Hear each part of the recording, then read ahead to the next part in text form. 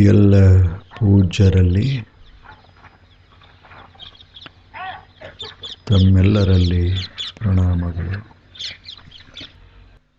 ಅಲ್ಲ ಮಹಾಪ್ರಭುಗಳು ಹೇಳ್ತಾರೆ, ಎಷ್ಟು ಛಲೋ ಮಾತು ಹೇಳ್ತಾರೆ. ಜಗತ್ತಿನಾಗ ನಾನು ತಿರುಗಾಡದೆ ಅಲ್ಲ ಮಹಾಪ್ರಭುಗಳು ಹೇಳ್ತಾರೆ, ಎಲ್ಲ ಕಡೆ ತಿರುಗಾಡದೆ ದೇಶದ ತುಂಬೆಲ್ಲ ಏನು ಜನ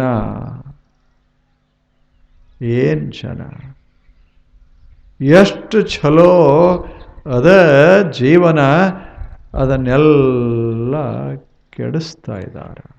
ಎಷ್ಟು ಚೆನ್ನಾಗಿದೆ, ಬಳಸಿಕೊಂಡ್ರೆ ಏನು ಶ್ರೀಮಂತ ಆಗ್ತಾನೆ ಮನುಷ್ಯ. ಅಂಥ ಜೀವನ, ಅಂಥ ದೇಹ ಮನಸ್ಸು. ಆದರೆ ಏನು ಮಾಡೋದು, ದೇಶ ಗುರಿಯಾಗಿ ಲಯವಾಗಿ ಹೋದ, ಕಾಮ ಗುರಿಯಾಗಿ ಲಯವಾಗಿ ಹೋದ, ತಮಂಧ ಗುರಿಯಾಗಿ ಲಯವಾಗಿ ಹೋದ. ಹೇಳಿ, ಈ ಮೂರು ದೇಶ ಭೂಮಿಗಾಗಿ ಸತ್ತ, ಬಡದಾಡಿ ಸತ್ತ. ಕಾಮ ಸುಖಕ್ಕಾಗಿ ಬಡದಾಡಿ ಸತ್ತ, ವ್ಯಸನಕ್ಕಾಗಿ ತಮಂಥ ಅದಕ್ಕಾಗಿ ಬಡದಾಡಿ ಸತ್ತ. ಕೆಲಸದ ಕೆಲಸದಾಗ ತೊಡಗದ ಮನುಷ್ಯ. ಎಷ್ಟು ಛಲೋ ಇತ್ತು, ಬಳಸಿದರೆ ಏನು ಮಾಡೋದು ಹೇಳಿ. ಒಬ್ಬ ರಾಜ ಭಾಳ ಬಲಾಢ್ಯ, 90 ವರ್ಷ ಬದುಕಿದ. ಇಡೀ ಬದುಕಿನ ತುಂಬೆಲ್ಲ ಹೋರಾಟ ಮಾಡಿದ್ದು. ನೆರೆ ಹೊರೆಯವ್ರ ಮೇಲೆ ಸೇನಾ ಕಟ್ಟಿ ಹೋಗೋದು, ಅಲ್ಲೇ ನಾಶ ಮಾಡೋದು, ಮನೆಗಳನ್ನೆಲ್ಲ ಕೆಡವೋದು, ಜನರನ್ನ ಕೊಲ್ಲೋದು, ಅಲ್ಲಿರುವ ಸಂಪತ್ತನ್ನು ದೋಚೋದು, ಸಾವಿರ ಮನೆತನಗಳೆಲ್ಲ ಹಾಳು ಮಾಡಿತು. 90 ವರ್ಷ ಬದುಕಿದ ಮುದುಕ. ಆದರೆ ಸಾಯುವ ಹೊತ್ತಿನಾಗ ಒಬ್ಬ ಅವನ ಹತ್ತಿರ ಬಂದ. ಇವ ಮಲ್ಗ್ಯಾನ ಹಾಸಿಗೆ ಮೇಲೆ. ಆವಾಗ ಬಂದ ಮನುಷ್ಯ ಹೇಳ್ತಾನೆ, ಅಲ್ಲೋ ಏನು ಮಾಡದೆ ಇಷ್ಟು ವರ್ಷ, 90 ವರ್ಷ ಏನಾಯಿತು ಅಂದ. ನೀನು ಮಾಡಿದ್ದರೆ ಏನು,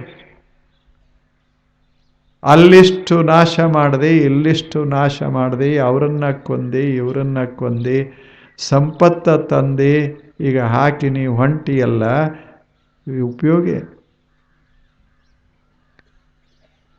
ಏನು ಮಾಡಿದೆ? ಜಗತ್ತಿನಲ್ಲಿ ಸೌಂದರ್ಯ ಹೆಚ್ಚಿಸೋ ಬದಲು ಕುರೂಪ ಹೆಚ್ಚಿಸಿ, ಜಗತ್ತಿನ ಶ್ರೀಮಂತೆ ಸಂಪತ್ತನ್ನು ಹೆಚ್ಚಿಸುವ ಬದಲು ಜಗತ್ತಿನ ಸಂಪತ್ತನ್ನು ನಾಶ ಮಾಡ, ಜನರ ಸುಖವನ್ನು ಹೆಚ್ಚಿಸುವ ಬದಲು ದುಃಖವನ್ನು ಹರವಿದೆ ಜಗತ್ತಿನೊಳಗೆ ನೀ ಮಾಡಿದ್ದರೆ. What is the use of your long life? ಇಷ್ಟೆಲ್ಲ ದೀರ್ಘ ಜೀವನದಲ್ಲ, ಇದರ ಉಪಯೋಗ ಏನು? ಎಷ್ಟು ಚೆನ್ನಾಗಿತ್ತು ಬಳಸಿದರೆ. ಎಲ್ಲ ಇತ್ತು, ದೇವರ ಕೊಟ್ಟಿದ್ದ ಮನೆ ಇತ್ತು, ಭೂಮಿ ಇತ್ತು, ರಾಜನಾಗಿದ್ದೆ, ಎಷ್ಟಿತ್ತೋ ಅಷ್ಟರಲ್ಲಿ ಸಂತೋಷ ಪಡಬಹುದಾಗಿತ್ತು. ಜಗತ್ತಿನ ಸುಖವನ್ನು ಹೆಚ್ಚಿಸಬೇಕಾಗಿತ್ತು, ಜಗತ್ತಿನಲ್ಲಿ ಬೆಳಕನ್ನು ಹಚ್ಚಬೇಕಾಗಿತ್ತು. ನೀನು ಎಲ್ಲ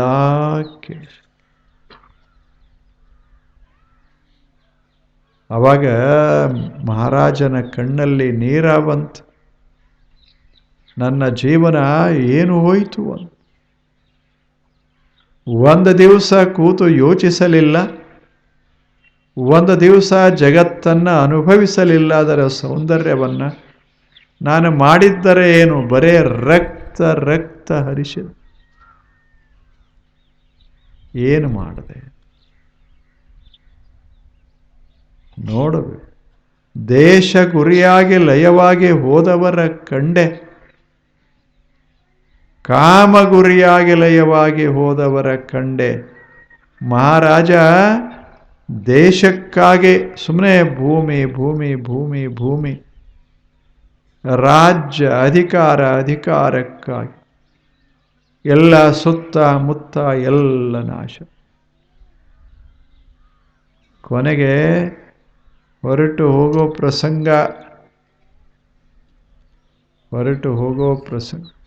ಎಂಥ ಜೀವನ ಹೇಳಿ. ನಮ್ಮದು ಅಷ್ಟೇ ಅದ. ನಾವು ಚಿಕ್ಕ ಪುಟ್ಟ ರಾಜರಿದ್ದಂಗೆ ನಮ್ಮ ಮನೆ ಮಾರು ಅಷ್ಟೇ ಚೆನ್ನಾಗಿ ಸುಂದರವಾಗಿ ಕಟ್ಟಿಕೊಂಡು ಆನಂದವಾಗಿ ಇದ್ದರೆ ಸ್ವರ್ಗ ಇದೆ. ಸ್ವರ್ಗ ಅದನ್ನು ದುರುಪಯೋಗ ಮಾಡದೇವಿ ನರಕ, ನಾವೇ ನಿರ್ಮಾಣ ಮಾಡಿಕೊಳ್ಳುವ ನರಕ. ಇದು ಅಲ್ಲಮಪ್ರಭುಗಳ ಮಾತು. ಎಂಥ ಒಂದು 3 ಮಾತು ಹೇಳಿ. ದೇಶ, ಕಾಮ ಅಂದರೆ ಕುಡಿದು ತಿಂದು ಅದನ್ನು ಮಾಡಿ ಇದನ್ನು ಮಾಡಿ ಒಟ್ಟು ಸುಖ ಪಡಬೇಕು ಅಂತ ತಿಳಿದು ಸಿಕ್ಕಾಪಟ್ಟೆ ಜೀವನ ಸಾಗಿಸಿದ. ತಮಂಥ ಏನು ಮಾಡಬೇಕು ತಿಳಿಲಿಲ್ಲ, ಕತ್ತಲಾಗ ಏನರೇ ಮಾಡಿ ವಾದ, ಏನೂ ಮಾಡೋಕ್ಕಾಗಲಿ.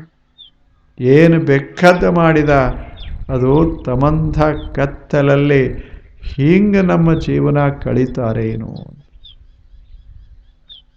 ಇರೋದು 4 ದಿನ ಚೆಂದಾಗಿ ಬದುಕಬೇಕನ್ನೋದನ್ನು ಅಲ್ಲಿ ಅಲ್ಲಮಪ್ರಭು ನಿನಗಾಗಿ ಸತ್ತವರನ್ನೊಬ್ಬರನ್ನು ಕಾಣೆ. ದೇವನೇ, ನಿನ್ನ ಸಲುವಾಗಿ, ನಿನ್ನ ಜಗತ್ತನ್ನು ನೋಡೋದಕ್ಕಾಗಿ, ನಿನ್ನನ್ನು ಅರಿಯೋದಕ್ಕಾಗಿ, ಆನಂದದಿಂದ ಬದುಕೋದಕ್ಕಾಗಿ ಒಬ್ಬರೇ ಬೇಕಲ್ಲ ಈ ಜಗತ್ತಿನ. ಹಂಗೆ ಹೇಳಿ. ಅದಕ್ಕೆ ಅಲ್ಲಿ ಅಂತಾರೆ, ಅಸೂರ್ಯ ನಾಮ ತೇ ಲೋಕಾಹ ಅಂಧೇನ ತಮಸಾವೃತಾಹ. ಬಹುಜನರ ಮನಸ್ಸಿನೊಳಗೆ ಅಂಧಕಾರ ತುಂಬ್ಯದ ನಮ್ಮಲ್ಲೇ. ಅನೇಕ ನಾವೇನು ಅದೇವಿ ನಮ್ಮ ಮನಸ್ಸಿನೊಳಗೆಲ್ಲ ಅಂಧಕಾರ. ಅದರಿಂದಲೇ ಏನು ಮಾಡಬೇಕು ಏನು ಮಾಡಬಾರದು ಗೊತ್ತಾಗದಂಗೆ ಆಗ್ಯದ. ಏನು ಮಾಡಿದರೆ ನಮಗೆ ಒಳ್ಳೆಯದಾಗ್ತದೆ, ಏನು ಮಾಡಿದರೆ ಒಳ್ಳೆಯದಾಗೋದಿಲ್ಲ, ಇದು ತಿಳಿಲಾರ್ದಂಗೆ ಆಗ್ಯದ. ಎಷ್ಟು ಚಲೋ ಮಾತು ಹೇಳಿಲ್ಲ. ತಾಂತೆ ಪ್ರೇತ್ಯ ಅಭಿಗಚ್ಚಂತಿ ಏಕೆ ಚಾತ್ಮಹನೋ ಜನಾ. ಇವರೆಲ್ಲ ಆತ್ಮಹನೋ ಜನಾ. ಇವರು ಯಾವುದರೇ ನಾಶ ಮಾಡ್ತಾ ಇಲ್ಲ, ತಮ್ಮ ಬದುಕನ್ನೇ ತಾವು ನಾಶ ಮಾಡಿಕೊಳ್ತಾ ಇದ್ದಾರ. ನಾವು ಬದುಕೋದದ ಚೆಂದಾಗಿ ಸುಂದರವಾದ ಜೀವನವನ್ನು ಸಾಗಿಸೋದದ. ಹಾಗೆ ಬದುಕನ್ನು ಕಟ್ಟಿಕೊಳ್ಳೋದು. ಒಂದು ಅರಣ್ಯ ಇತ್ತು, ನೋಡಬೇಕು. ಒಂದು ಅರಣ್ಯ. ಆ ಅರಣ್ಯದ ಸಮೀಪದಲ್ಲಿಯೇ ಒಂದು ಊರ ಇತ್ತು. ಇಂಥದೇ ಒಂದು ಊರ. ಆ ಊರಲ್ಲಿ ಒಂದು ಒಕ್ಕಲಿಗರ ಮನೆ. ದೊಡ್ಡ ಒಕ್ಕಲತನ. 4 ಮಂದಿ ಮಕ್ಕಳು, ಮಸ್ತಾಗಿ ದುಡಿಯುವ ಮಕ್ಕಳು. ಏನು ಕೊರತೆ ಏನು ಇರಲಿಲ್ಲ ಮನೆಯೊಳಗೆ. ಆ ಒಕ್ಕಲಿಗ ಒಂದು ದಿವಸ ಅರಣ್ಯಕ್ಕೆ ಹೋದ. ಅದು ಅರಣ್ಯ ದಟ್ಟವಾಗಿ ಬೆಳೆದಿತ್ತು. ಅರಣ್ಯದ ಒಳಗೆ ಹೋದ. ಸುಮ್ಮನೆ ಎಲ್ಲ ಎಲ್ಲೇ ಇಲ್ಲೇ ತಿರುಗಾಡ್ತಾ ಹೋದ. ಒಂದು ಕಡೆ ಒಂದು ಮೂರ್ತಿ ಸಿಕ್ತು. ಬಹಳ ಸುಂದರವಾದ ಮೂರ್ತಿ. ಆ ಮೂರ್ತಿ ಬಂಗಾರದ್ದು. ಇದು ಜಪಾನಿ ಕಥೆ. ಇದು ಮೂರ್ತಿ ಬಂಗಾರದ್ದು. ಆತನಿಗೆ ಎಷ್ಟು ಸಂತೋಷ ಆಗಬೇಡ. ನೋಡ್ದ, ಎಂಥ ಮೂರ್ತಿ ಅದು, ಸ್ವಚ್ಛ ಬಂಗಾರ, 24 ಕ್ಯಾರೆಟ್ 22 ಕ್ಯಾರೆಟದ್ದು. ಅದೇನು ಹೊಳಿತಾ ಇತ್ತು, ಆ ಮೂರ್ತಿ ಹಿಂಗೆ ಎತ್ತದ 20 ಕಿಲೋ. ಹಂಗೆ ನಿಮಗೆ ಸಿಕ್ಕರೆ ಹೆಂಗಾಗ್ತದೆ? ಕಿಲೋ ಬೇಡ, 20 ಗ್ರಾಮ್ ಹೇಳಿ ಹುಚ್ಚಿಡಿತದ. ಹಂಗೆ 20 ಕಿಲೋ ಮೂರ್ತಿ ನೋಡ್ದ, ಅದು ಸಿಕ್ಕತಲ್ಲ, ಹೆಂಗಾಗಿರಬೇಡ ಮುದುಕನಿಗೆ. ಅವನಿಗೆ ಅನಿಸ್ತು, ನನ್ನಷ್ಟು ಸಿರಿವಂತರು ಈ ದೇಶದಾಗಿಲ್ಲ.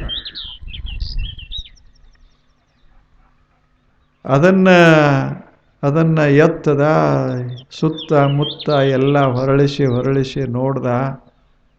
ಆ ಬಳಿಕ ಮನೆಗೆ ತಂದರು, ಮನ್ಯಾಗ ಮೂರ್ತಿ ಇಟ್ಟರು. ಊರೆಲ್ಲ ಪ್ರಚಾರ ಆತು, ಊರು ತುಂಬ ಜನ ಬಂದಿದ್ದು, ನೋಡಕ್ಕೆ ಬಂದಿದ್ದು. ಪ್ರತಿಯೊಬ್ಬರು ಬಂದವರೆಲ್ಲ ಈ ಮುದುಕ ಏನು ಒಕ್ಕಲಿಗೆ ಇದ್ದ ಹೊಗಳಿದ್ದು. ನಿನ್ನಂಥ ಪುಣ್ಯವಂತ ಯಾರಿಲ್ಲ, ನಮ್ಮ ನಾಡಿನೊಳಗೆ ನಿನ್ನಷ್ಟು ಸಿರಿವಂತರಿನ್ಯಾರದಾರ, ಅತ್ಯಂತ ಸುಖಿ ನೀನು ಅಂತ ಹೊಗಳಕ್ಕೆ ಬರ್ತಿದ್ರು. ಆ ಮನೆಯೊಳಗೆಲ್ಲ ಸಮಾರಂಭ, ಹಬ್ಬ. ಆತನ ಹೆಂಡತಿ, ಸೊಸೆಯಂದಿರು, ಮಕ್ಕಳು, ಮೊಮ್ಮಕ್ಕಳು ಮಸ್ತಾಗಿದ್ದ ಮನೆಯೊಳಗೆ ಸಂತೋಷವೇ ಸಂತೋಷ. 20 ಕಿಲೋ ಬಂಗಾರದ ಮೂರ್ತಿ. ಅವರು ಮನೆಯವರೆಲ್ಲರೂ ಅವ್ರಿಗೆ ಚಹಾ ಕೊಡೋದು ಮಾಡೋದು ಎಲ್ಲ ಮಾಡ್ತಿದ್ರು. ಬಂದವರಿಗೆಲ್ಲ ಹಳ್ಳಿಗಳಿಂದ ಜನ ಬರಕ್ಕೆ ಶುರು ಮಾಡಿದರು ನೋಡೋದಕ್ಕೆ. ಆದರೆ ಮುದುಕೇನು ಇದ್ದಲ್ಲ, ಒಂದು ಕಡೆ ಕೂತ್ಕೊಂಡು ಚಿಂತೆ ಮಾಡ್ತಾ ಇತ್ತು. ಮುಖದ ಮೇಲೆ ಒಂದು ಈಟ ಕಳೆಯಿಲ್ಲ. ಅವ್ರಿಗೆ ಆಶ್ಚರ್ಯ ಆಯಿತು. ಮನ್ಯಾಗ ಹಬ್ಬದಂಥ ಹಬ್ಬ ಇದು ಆಚರಿಸ್ತಾ ಇದ್ದಾರ, ಈ ಮುದುಕ ಹಿಂಗ್ಯಾಕೆ, ಆ ಯಜಮಾನ ಹಾಗೆ ಯಾಕೆ ಅದಾನ ಅಂತ ಅವ್ರ ಗೆಳೆಯರೆಲ್ಲರೂ ಬಂದು ಕೇಳಿದ್ರೆ, ಅಲ್ಲೋ ನೀನು ಆನಂದ ಪಡಬೇಕೀಗ, ಮತ್ತು ಸುಮ್ಮನೆ ಹೀಗೆ ಚಿಂತೆ ಮಾಡ್ತಾ ಕೂತಿಯಲ್ಲ, ಮುಖದ ಮೇಲೆ ಒಂದು ಈಟ ಕಳೆಯಿಲ್ಲ, ಖಿನ್ನಾಗಿ ಕೂತಿಯಲ್ಲ, ಏನಾಗ್ಯದ ಅಂತ.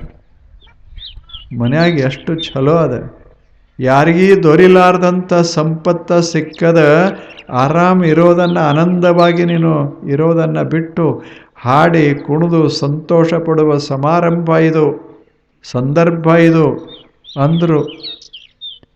ಅವ ಅಂದ, ನಿಮಗೆ ಗೊತ್ತಿಲ್ಲ,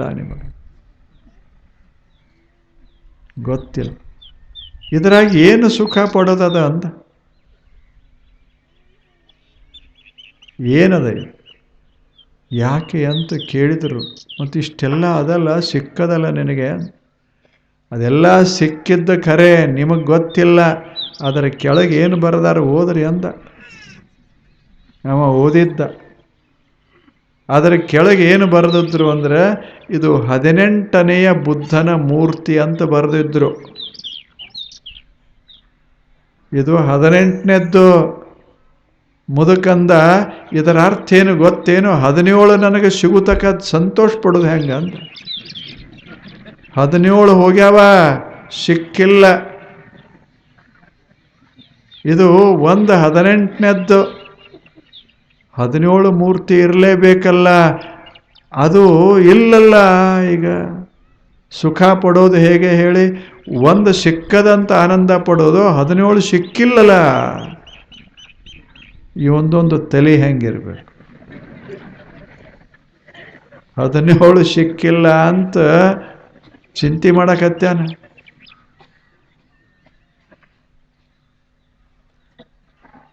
ಎದ್ದದ್ದನ್ನು ಬಿಟ್ಟಾನ, ಇಲ್ಲದ್ದು ತಲೆ ಹಾಕ್ಕೊಂಡಾನ. ಅದ ಇರೋದು ಎಷ್ಟು ಚಂದ ಮನೆ ಅದ, ಅದ್ರಾಗ ಆರಾಮ್ ಇರೋದು ಬಿಟ್ಟಾನ. ಏನು ಮಾಡ್ಯಾನ? ಅಂಥ ಮನೆ ಇಲ್ಲ, ಇಂಥ ಮನೆ ಇಲ್ಲ ಅಂತ ಚಿಂತೆ ಶುರು ಮಾಡ್ಯಾನ. ಇದು ಜೀವನ ಅಂತಾರೆ ಏನಿದಕ್ಕೆ? ಹೇಳಿ. ಮುದುಕ ಇನ್ನ ಮೂಲ್ಯಾಗ ಕೂತಾನ, ಚಿಂತೆ ಮಾಡ್ಕೋತ. 17 ಸಿಗಬೇಕಲ್ಲ, ಕೆಳಗೆ ಬರದಾರ 18ನೆದ್ದು ಅಂತ. ಇಲ್ಲ, ಮಜಾ ಇಲ್ಲ ಜೀವನ.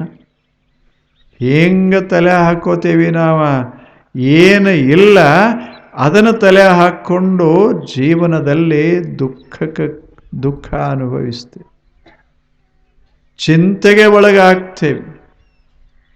ನಮಗೆ ಎಷ್ಟೇ ಇರಲಿ, ನಮ್ಮ ಹತ್ತಿರ ಅಲ್ಲೇನು ಊರಾಗ ಒಬ್ಬರಿಗೂ ಸಿಕ್ಕಿಲ್ಲ 20 ಕಿಲೋ, ನನಗೆ ಸಿಕ್ಕದಂತ ಆನಂದ ಪಡೋದನ್ನು ಬಿಟ್ಟು 17-20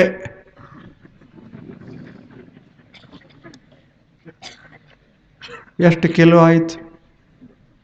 17-20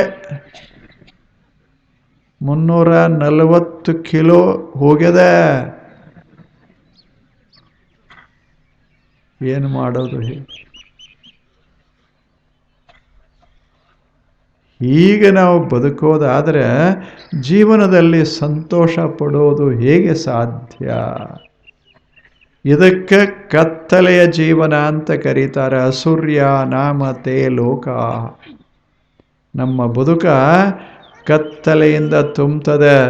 ನಾವು ದುಃಖಿಗಳಾಗ್ತೇವೆ, ಚಿಂತೆಗೆ ಒಳಗಾಗ್ತೇವೆ. ಆದ್ದರಿಂದ ಮನುಷ್ಯನೇ ಸ್ವಲ್ಪ ಜಾಗರೂಕನಾಗಿ ಬದುಕು, ಇದರ ಮಹತ್ವವನ್ನು ತಿಳಿದುಕೋ. ಏನು ದೇವರ ಕೊಟ್ಟಾನ, ಈ ಶರೀರದ ಮಹತ್ವ, ಈ ಮನಸ್ಸಿನ ಮಹತ್ವ, ಬುದ್ಧಿಯ ಮಹತ್ವ, ಮಾತಿನ ಮಹತ್ವ ಸ್ವಲ್ಪ ತಿಳ್ಕೊಂಡು ಬದುಕು, ಜೀವನ ಸ್ವರ್ಗವಾಗ್ತದೆ. ಇಲ್ಲದೆ ಇದ್ದರೆ ಕತ್ತಲೆ ಆವರಿಸ್ತದೆ. ಆತ್ಮ ಹನೋಜನಾಹ. ನಮ್ಮೆಲ್ಲರದ ಬದುಕು ಏನಾಗ್ಯದ, ನಾವು ಹೆಂಗಾಗೇವಿ ಅಂದರೆ ಆತ್ಮಹನಃ. ಇರೋದನ್ನು ಎಲ್ಲ ಕೆಡಿಸ್ಕೊಂಡೇವಿ, ಇರೋದನ್ನೆಲ್ಲ ನಾಶ ಮಾಡೇವಿ.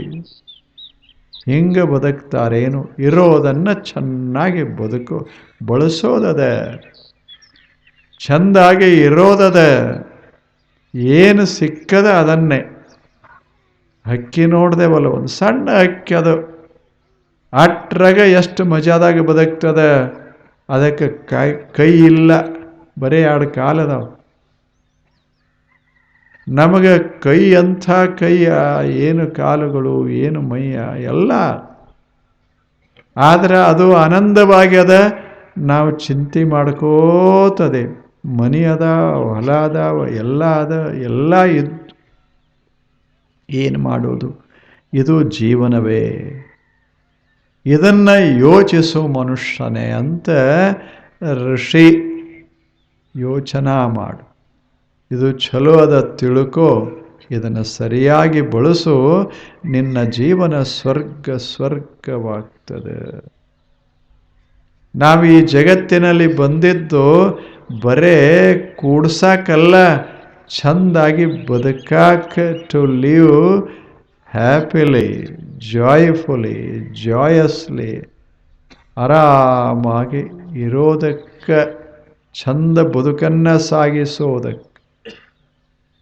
ಈಗ ಮನೆಗೆ ಹೋಗ್ತಿರಲ್ಲ, ಸುಮ್ಮನೆ ಮನೆಗೆ ಮನೆಯೊಳಗೆ ಪ್ರವೇಶ ಆಗುವಾಗ ಹಿಂಗೆ ಭಾವಿಸಬೇಕು. ಹೇಗೆ ನಮ್ಮ ಮನೆಯೇನು ಸಾಮಾನ್ಯೇನು? ಆನಂದವಾಗಿರಬಹುದು. ಈ ಮನೆಯ ಮಾಲೀಕರು ನಾವು. ನಮ್ಮ ಮನೆಯೊಳಗೆ ಏನು ಚಂದದ, ಎಲ್ಲ ಎಷ್ಟು ಆರಾಮದ. ಇರೋ ಸಾಮಾನುಗಳೇ ಏನು, ಒಂದು ಕುರ್ಚಿ ಎಷ್ಟು ಚಲೋ ಕುರ್ಚದ, ಹೌದಲ್ಲ? ಅದನ್ನು ಬಿಟ್ಟುಕೊಟ್ಟು ಅವ್ರ ಮನ್ಯಾಗ ಕುಶನ್ ಅದ, ಇವ್ರ ಮನ್ಯಾಗ ಅಂಥದ ಅಂತ ಅಂದು ತನ್ನ ಕುರ್ಚಿಯಾಗ ಕುಂಡ್ರಕ್ಕೆ ಆಗಿಲ್ಲ. ಇರೋ ಕುರ್ಚಿ ಹೇಳ್ತದ ಆರಾಮಾಗಿ ಕೂಡು, ಅವ್ರು ತಗೊಂಡು ಏನು ಮಾಡ್ತೀವಿ? ಕುಂಡ್ರು ಒಂದಿಷ್ಟು. ಕುರ್ಚಿ ಇರೋದೇನು ಹೊತ್ಕೊಂಡು ತಿರುಗಾಡಕ್ಕೇನು? ಅವು ಕೂಡ್ರಾಕ ಆರಾಮದ ಕೂಡಂತ. ಅದು ಇವ ಇಲ್ಲ, ಹಂಗಾದ ಬಳಿಕ ಕೂಡ್ತೀನಿ ಅಂತ. ಹಂಗಾದ್ರೆ ಹೋಗ ಕಡೆ ಅಂತ. ಎಲ್ಲಿ ಹಂಗಾಗ? ಆರಾಮಾಗಿ ಇರ್ಬೋದು. ಮನೆಗೆ ಹೋಗ್ರಿಂದ ಮನೆ ನಾನು ರಾಜ, ನಾನು ರಾಣಿ, ನಾವು ರಾಜಪುತ್ರರು, ರಾಜಪುತ್ರಿಯರು, ಮಸ್ತದ ನಮ್ಮ ಮನೆ, ಇದು ಒಳಗೆ ಆನಂದ ಆಗ್ಯದ. ಹಿಂಗೆ ಅನ್ರಿ ಸ್ವರ್ಗ ಏನದ ಮನ್ಯಾಗ. ಹಿಂಗೆ ಅಂದ್ರೆ ಅದೇ ನರಕ. ಏನದ ಮನ್ಯಾಗ ಹಿಂಗೆ ಅನ್ಕೋತ ಕೂತ್ರೆ ಹೆಂಗೆ? ಬರೀ ಒಂದು ಮೋಟ್ರ್ ಸೈಕಲ್ ಅದ, ಕಾರಿಲ್ಲ, ಪಾರಿಲ್ಲ, ಏನಿಲ್ಲ. ಹಿಂಗೆ ಅಂದ್ರೆ ಹೆಂಗೆ? ಇನ್ನೊಬ್ಬ ಹೆಂಗದಾನಂದ್ರೆ ನಿಮ್ಮ ಮನೆ ಸಮೀಪೆ ಆತ ಹೆಂಗದಾನ? ಏನು ನಮ್ಮ ಮನೆ, ಎಂಥ ಮನೆ. ಅವ್ರ ಮನ್ಯಾಗ ಕಾರ್ ಅದಾವ, ನಮಗೆ ಕಾಲದಾವ. ನಾವೇನು ಕಾರ್ ತಗೊಂಡು ಒಳಗೆ ಅಡುಗೆ ಮನೆಗೆ ಹೋಗ್ತಾನೇನು? ಕಾಲ ಮೇಲೆ ಹೋಗ್ಬೇಕಲ್ಲ. ನಮಗೆ ದೇವರು ಕಾಲ ಕೊಟ್ಟಾನ, ಮಸ್ತಾಗಿ ಎಣ್ಣೆ ಹಾಕಂಗಿಲ್ಲ, ಹಂಗೆ ಶಿಸ್ತಾಗಿ ನಡೆದಿರ್ತದೆ. ಕಾಲಿಲ್ಲದೆ ಬದುಕಲಿಕ್ಕಾಗೋದಿಲ್ಲ, ಕಾರ್ ಇಲ್ಲದೆ ಬದುಕಾಕ ಬರ್ತದೆ. ಹೌದಲ್ಲ? ಹಂಗೆ ಬದುಕೋದದ ಜೀವನ. ಅದಕ್ಕೆ ಅಲ್ಲಿ ಋಷಿ ಹೇಳ್ತಾನೆ, ಚೆಂದಾಗಿ ಬದುಕೋಕೆ ಶುರು ಮಾಡಿ. ಎಲ್ಲ ಉಸಾಬರಿ ಯಾಕೆ? ಊರು ಉಸಾಬರಿ ತಗೊಂಡು ಏನು ಮಾಡೋದು? ಆನಂದವಾಗಿ ಬದುಕು ಮನುಷ್ಯನೇ. ಮತ್ತೆ ನಾಳೆ ಬರ್ತೀರಲ್ಲ, ಇನ್ನೊಂದು 8-10 ದಿವಸ ಬರ್ರಿ.